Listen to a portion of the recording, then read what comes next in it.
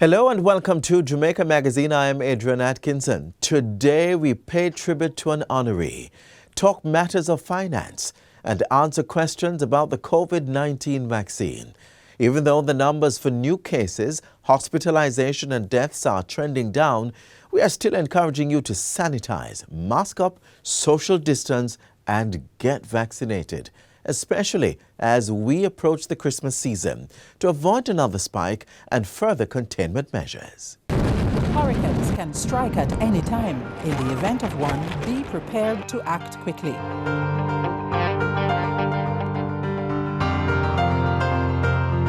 If a hurricane watch or warning has been issued, review your home disaster response plan. Map out likely routes to evacuate if your home is at risk and confirm with relatives or friends you plan to stay with. Also, confirm the location of the nearest shelter. Check your emergency supplies and restock if necessary. Remember, disasters do happen, so be prepared.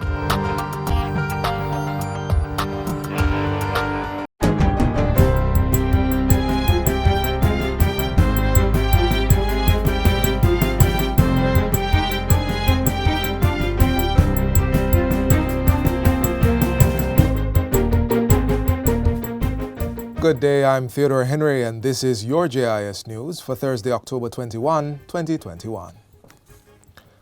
Jamaica's gross domestic product, GDP, grew by 14.2% for the April to June quarter of this year when compared to the corresponding period of 2020. The Statistical Institute of Jamaica, Statin, confirmed the growth figure during its media briefing yesterday. It reflects 14.8% growth in the services industry, 12.7% for the goods-producing industries. Director General of Statin, Carol Coy, says this performance should be viewed in the context of a decline in economic activities in the second quarter of 2020, which were due in part to measures to control the spread of COVID-19. During the quarter under review, there was a relaxation of some of the COVID-19 measures previously implemented by government. Other factors such as favorable weather conditions and the flood relief program implemented by government to assist farmers also played a part in this quarter's performance. These had a positive impact on the agriculture, forestry and fishing industry. Top performing subsectors in the services industries were hotels and restaurants, other services and wholesale and retail trade. Agriculture, forestry and fishing, construction and manufacturing were among the standouts for the goods-producing industries.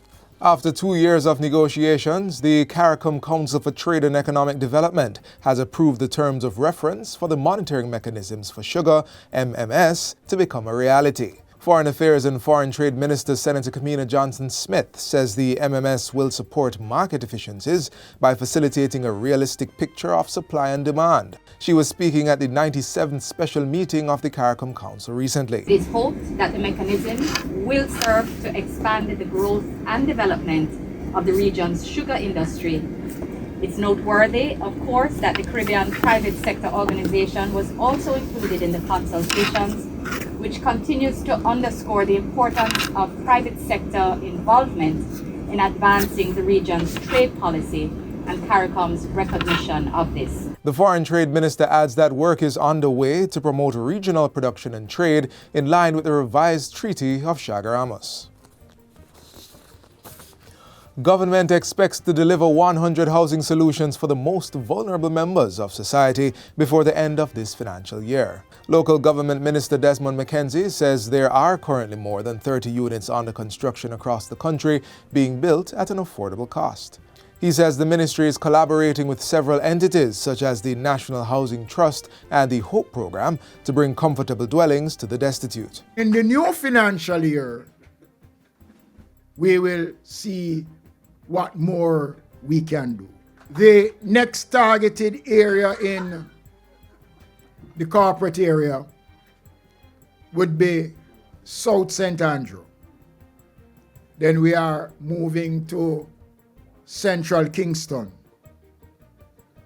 Then we're going to St. James into South St. James. And then we move to Westmoreland.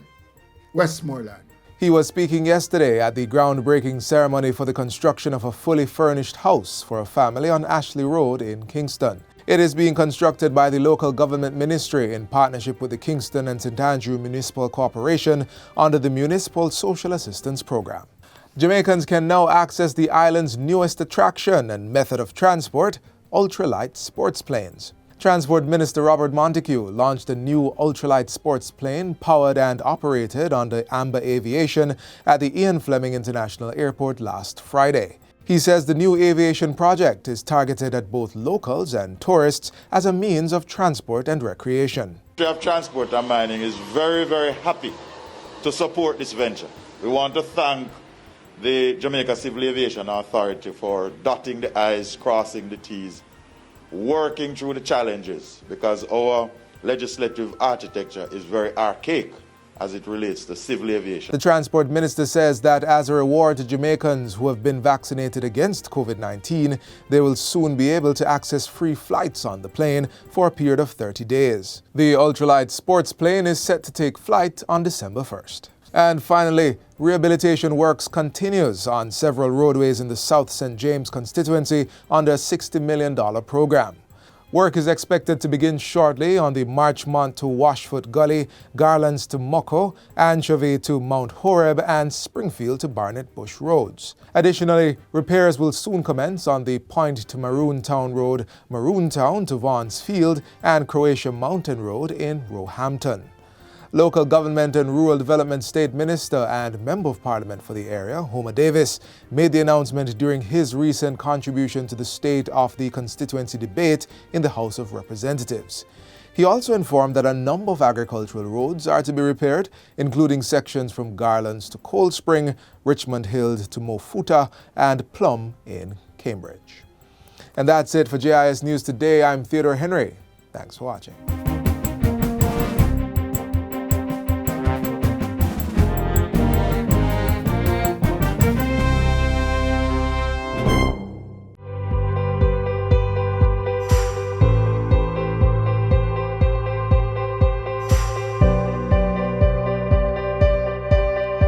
Jamaica's COVID-19 vaccination plan is still in effect. If you wish to make an appointment, please do so online by visiting moh.gov.jm or by calling 888-663-5683. Vaccination still a keep. Go get your jab today. It's now time for another informative discussion on matters of finance. This time, how to obtain a scholarship through the Ministry of Finance.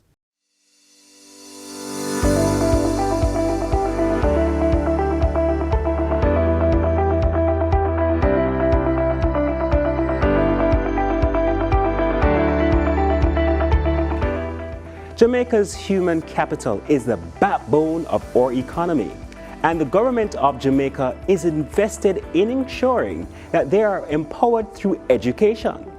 The Scholarship and Assistance Unit at the Ministry of Finance and the Public Service administers several scholarship opportunities to help public servants to achieve their educational goals. Hello, I'm Daniel Pasley and welcome to Finance Matters.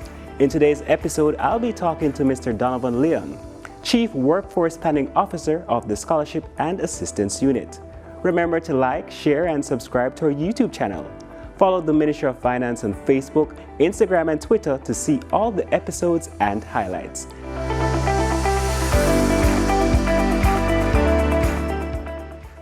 Thank you, Mr. Leon, for coming on the program. Thank you for having me. Now, what is the role of the Scholarship and Assistance Unit? So the Scholarships and Assistance Unit within the Strategic Human Resource Management Division of the Ministry of Finance and the Public Service is the arm that facilitates training and development for the public sector at large. Okay. We also facilitate training for ordinary citizens. And so we are in a very pivotal role in coordinating some of the training activities that we receive from our international partners. And some of the international partners could include? So you're talking about Cuba, China, Serbia, from a number of our developmental partners, inclusive of those that we have local counterparts, so like JICA, which is the Japan International Cooperation Agency. You have the India High Commission, a lot of them. So we have roles, we have scholarship opportunities that are fully funded, that is administered through us, as well as capacity building initiatives. So for example, we will have a training in a specific area, like for example, solid waste management. And our role is to coordinate those training activities with those entities within the public service that has a mandate. So naturally, like National Works Agency or National Solid Waste Agency would be some of our picks for a course like that. So we normally coordinate those opportunities to ensure that there's training for all. So in other words, the Scholarship and Assistance Unit aligns the various scholarship programs to the strategic goals of each public sector organization, basically. Yeah, more so or role. 2030. Right. As per the national goals, you find that we are very highly invested and integrated in this, the idea of facilitating training. Of course, you know that there's a very big transformation effort by the GOJ, and a part of that is learning and development. So we are one of those prongs in facilitating learning and development through our international partners. So let us know a little bit more about some of the scholarship opportunities that are provided. All right, so one of the mainstays that we have is normally the Cuba scholarship. That's the one for medicine. We normally get on average maybe about 70 to 80 applicants per year for about 5 spaces, so it's highly competitive. Yeah. We have the Chinese scholarship, which normally for various thematic areas, medicine being one of them, engineering, if I recall correctly. And of course, you have the Serbian scholarship. And from time to time, I think the most recent, we had one from Russia. We currently have about 1 student still completing studies there.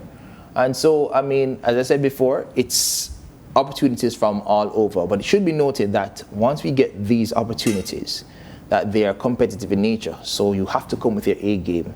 That is, especially for like students who are leaving from high school to go into the tertiary education, you have to have competitive grades.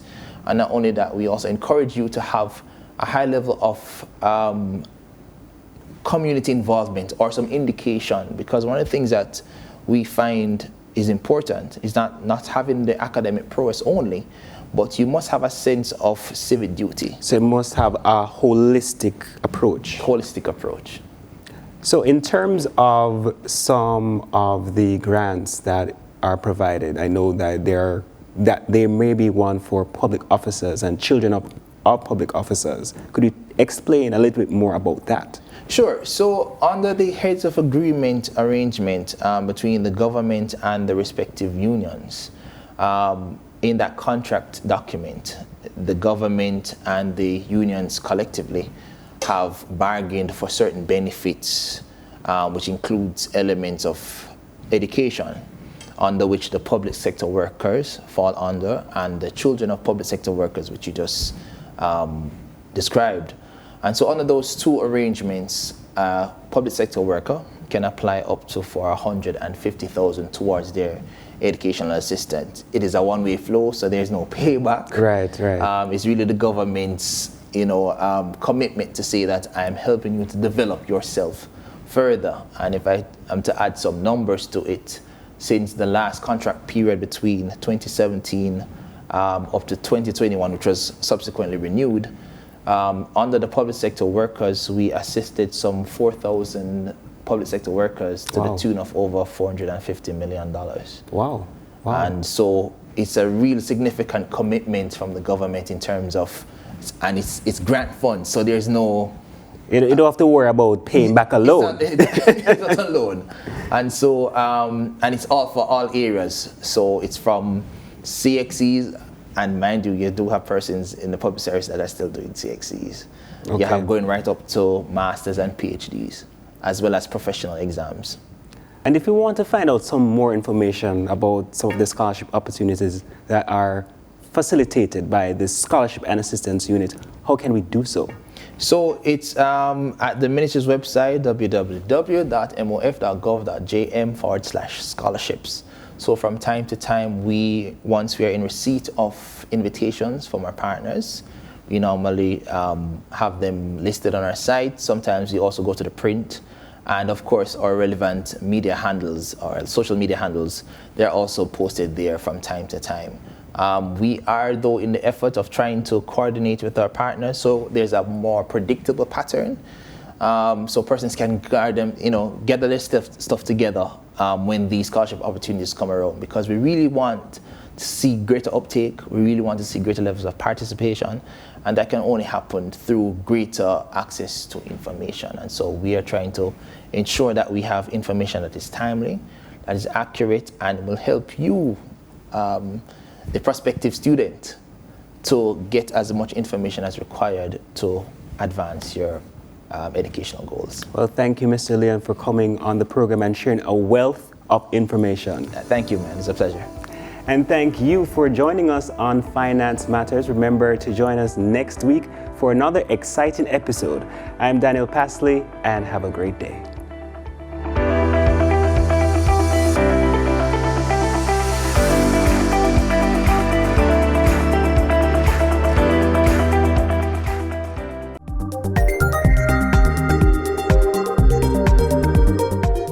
Over 200 persons received national honors and awards on Monday for unwavering contribution to national development in various fields. We have been featuring some of the recipients, and in the spotlight today is Carmen Tippling. Her contribution to the fields of communication and the arts crosses many institutions in both public and private sectors. Carmen, I'm so happy that you have got this award. It is extremely well deserved. You've worked hard for it. And I couldn't think of a better way of Jamaica saying thank you for your contribution. You helped to change my life, and for that I'm forever grateful. Mrs. Tippling, you deserve the award because you do a lot for the country and you do a lot for me too. Congratulations, live it up. You deserve every single accolade that is being accorded to you. A gift that keeps on giving.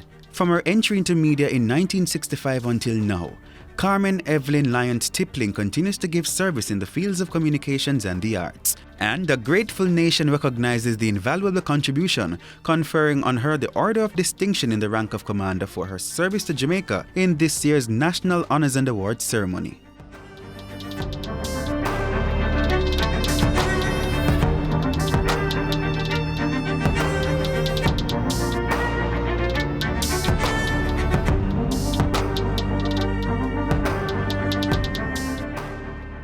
Her body of work spans over half a century, from being a journalist, playwright, communications specialist, chief executive officer to a consultant. The common thread in all these roles is her love of words, and that passion was sparked by a very special teacher at the Central Branch Primary School. 9-year-old Carmen was among 15 children who turned up for class one rainy day and were asked to write a story about an imaginary journey. Mr. Nita loved the story, and he thought that it was quite senior for a 9-year-old student at primary school to write on those different levels, the slant and so on. And so he said, what do you plan to be? What kind of career you want to pursue as you go forward? So I said, I would like to be a teacher. And he says, oh no. Not that you can't be a teacher, but you have such a flair for words. You should be a journalist. Ambition established, young Carmen Lyons' calculated journey led her to Kingston Technical High School and thereafter Culver Stockton College in the United States. Back in Jamaica, the newly minted Bachelor of Arts degree holder took up an English teacher position at Oberlin High, all the while plotting to land her dream job at the Gleaner Company. I wrote a letter to the Gleaner. Ted Seeley was the editor at the time, and I told him that the Gleaner needed me because I had been editing parts of the Gleaner for the last 3 months, and I would like to get a job. I first started working with her at the Gleaner when I just left high school and she had just come back from teaching at Oberlin High School. Then we worked together for Peter Martin Associates, which was responsible for doing Jamaica's public relations in the US and Canada.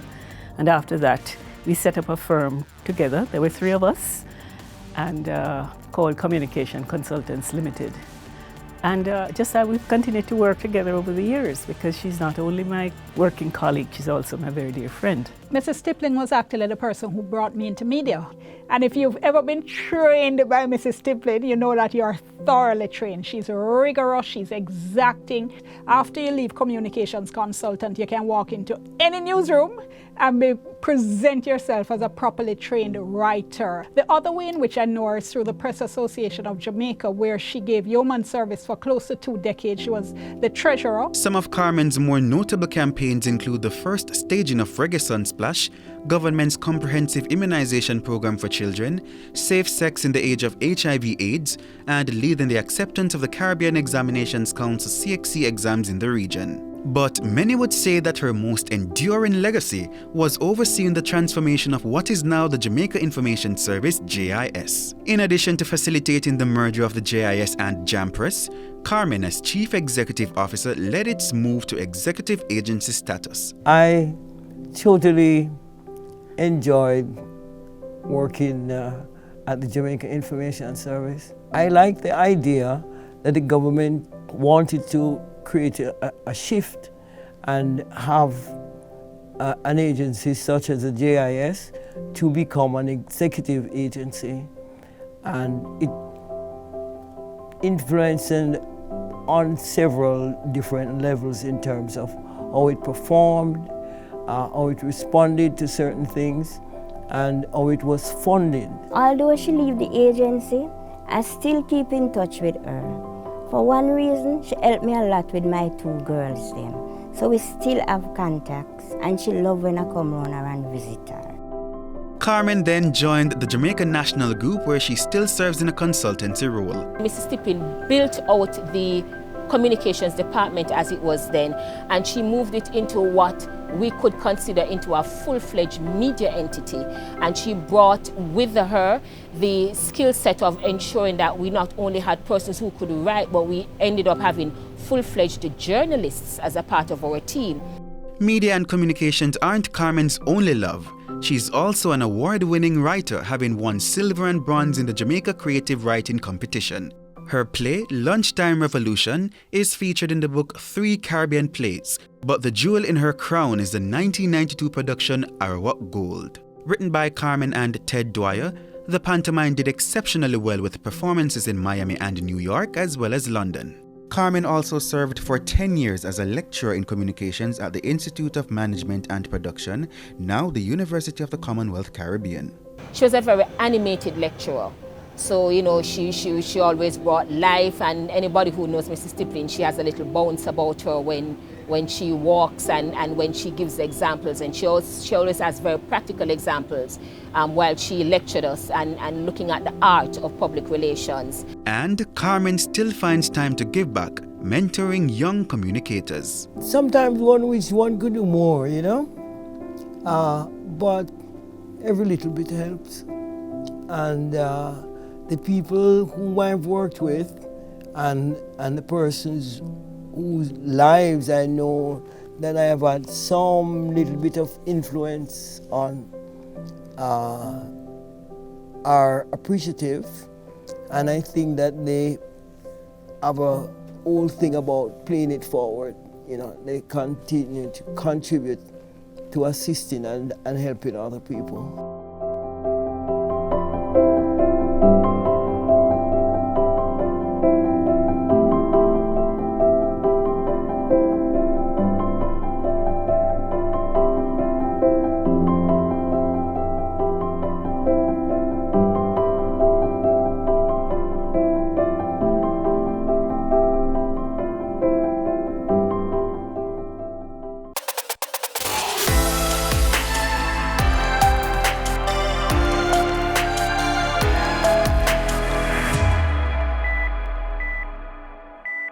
Up next, answers to serious questions about the COVID-19 vaccine.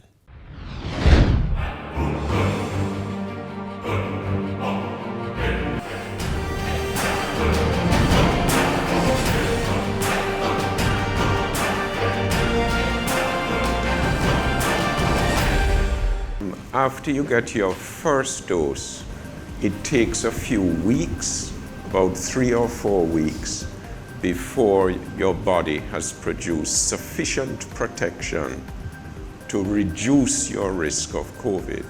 So if you get exposed in the week or the second week after your first dose, you could still get COVID. But once you've had 3 to 4 weeks after the first dose, the risk of getting COVID is much, much less. After you get the second dose, 7 days after the second dose, you are fully protected. And therefore it is rare to get COVID after you have 2 doses. We already know it lasts several months, but we don't know how long it will last. For instance, the flu vaccine often lasts only a year. You have to then get another flu vaccine the following year. We're hoping that the COVID vaccine will last longer than that. Maybe you will need a booster in a year or 2 years or 3 years. That is still to be determined. But we do know that the vaccine is good, so we are optimistic that it will give you protection for a good while. If someone is sick with COVID currently, then we do not advise them to take the vaccine while they're ill. After they recover, they are going to develop immunity and protection to getting infected again. So usually we say wait 4 to 6 months, since we know that people will have immunity for at least 6 months. So we say allow someone else, since there's such a problem with the number of doses available, allow someone else to get vaccinated and they could wait 4 to 6 months. But if they have recovered and they do take the vaccine, no harm will come to them. In fact, that will act as a booster to their immune system, so they'll be even more protected than before. Someone with lupus should get the vaccine because that's someone with a comorbidity. If they get COVID, they're at risk of having more serious attack of COVID. So as long as they're not having an acute flare-up, then they should get the vaccine. If they're having an acute flare-up of their lupus, as soon as it is controlled, is reasonably controlled, they should get the vaccine. You have a comorbidity, then therefore you are definitely on our priority listing. So I want to encourage you to continue to build your immune system, eat right, certainly get some sun in the day, a lot of sleep, so that when it's your turn, your system will be ready to accept the vaccine. Thank you. It is a conversation to be had with your physician as to your current robust status. So if you are well, you are not having a flare at this time, then yes, you ought to take the vaccine.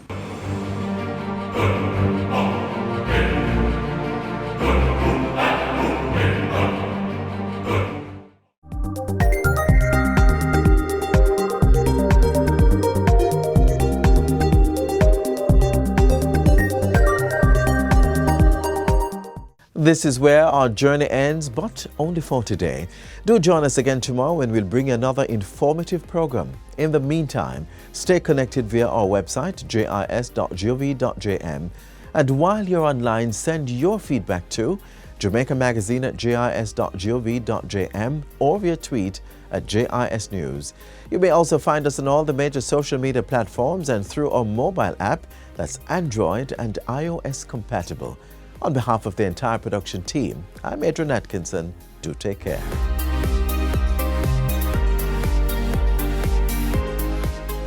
This has been a production of the Jamaica Information Service, the voice of Jamaica.